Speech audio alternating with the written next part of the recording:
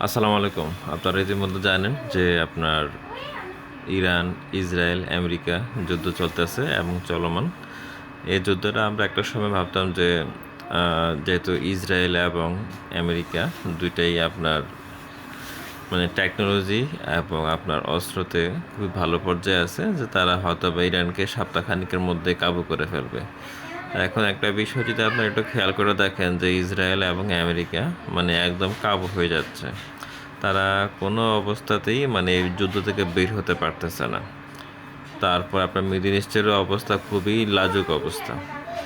তারা এতদিন আমেরিকার সাথে সাপোর্টিং রুলে ছিল, এখনও তারা সাপোর্টিং রুলেই আছে, ঠিক আছে। বা তারা যদি মনে করেন যে একটু ন্যায়ের পথে সত্যের পথে চলে আসতো, যে তারা সত্যের পথে থাকতো, তাইলে হয়তো বা তাদের এই ক্ষয়ক্ষতিটা এতটা লেভেলে বাড়তো না, আরও কম থাকতো।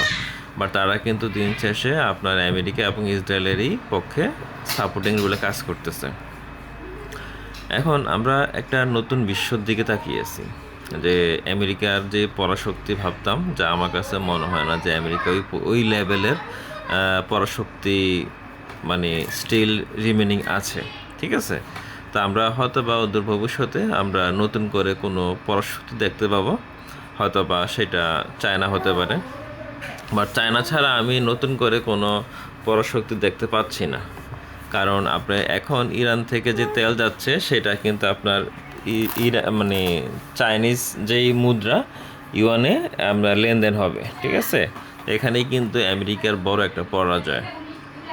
যদি আপনার ইরান থেকে তেল চাইনিজ মুদ্রায় বিক্রি হয়, তাহলে কিন্তু মার্কিন যুক্তরাষ্ট্রের যেই ডলার, এটা কিন্তু একটা পতন ঘটবে, ঠিক আছে। আর অদূর ভবিষ্যতে যদি মনে করেন যে এই যুদ্ধ বন্ধ করতে হয়, তখন ডেফিনেটলি একটা সমঝোতা অথবা কন্ট্রাকচুয়াল আসবে, যেটা ডেফিনেটলি আমি বিশ্বাস করি যে এটা আমেরিকার এবং ইসরায়েলের বিপক্ষেই যাবে, ঠিক আছে। তো আমরা নতুন পরাশক্তি দেখতে পাবো অতি শীঘ্রই হয়তোবা।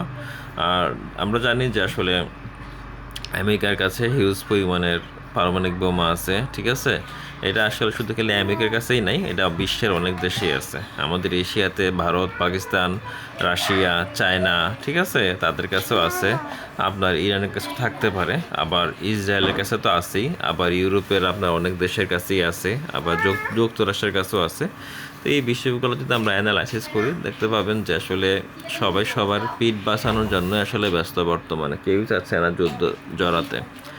ব্রিটেন, তারপর আপনার ফ্রান্স, ইটালি, স্পেনের প্রধানমন্ত্রী এটা করতে সবচেয়ে ভালো লাগছে যে তারা যুদ্ধের সাথে নেই, তারা স্টিল আপনার গাজা এবং গাজে আপনার প্যালেস্টাইনের সাথে জড়িত, এবং তারা ইরানকে সাপোর্ট দিতে চাচ্ছে, ঠিক আছে। এটাও কিন্তু একটা প্রমাণ করে যে আমেরিকা এবং ইসরায়েল একা হয়ে গেছে, তারা কেউ এই যুদ্ধে জড়াতে চাচ্ছে না। তো আমরা আশা করব যে আপনার বর্তমান বিশ্বে যতগুলো দেশ আছে সবাই আমেরিকা এবং ইসরায়েলের বিপক্ষে যাবে, এবং মুসলিম কমিউনিটি গালফ সঠিক সিদ্ধান্ত নেবে, এটা আমি আশা করতেছি।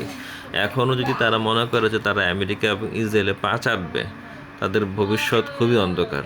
তো সবাইকে ধন্যবাদ। আসসালামু আলাইকুম।